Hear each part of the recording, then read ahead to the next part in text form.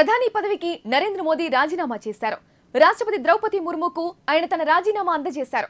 మోదీ రాజీనామాను ఆమోదించిన ముర్ము కొత్త ప్రభుత్వం కొలువుదీరే వరకు పదవుల్లో కొనసాగాలని కోరారు. అంతకుముందు కేంద్ర కేబినెట్ చివరిసారిగా భేటీ అయింది. ఈ భేటీలో 17వ లోక్సభను రద్దు చేస్తూ రాష్ట్రపతికి సిఫారసు చేసింది. ఇక కేబినెట్ సిఫారసుకు రాష్ట్రపతి ఆమోదం తెలిపారు.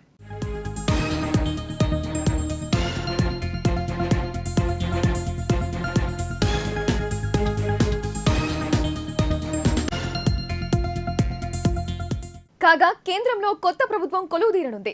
సార్వత్రిక ఎన్నికల్లో హ్యాట్రిక్ విజయంతో వరుసగా మూడోసారి ప్రధాని బాధ్యతలు చేపట్టేందుకు నరేంద్ర మోదీ సిద్ధమయ్యారు. ఆయన ప్రమాణ స్వీకారానికి ముహూర్తం ఖరారైనట్లు తెలుస్తోంది. జూన్ 8వ తేదీన సాయంత్రం ఢిల్లీలోని కర్తవ్య పథ్లో మోదీ ప్రమాణ స్వీకార కార్యక్రమం జరగనున్నట్లు సమాచారం.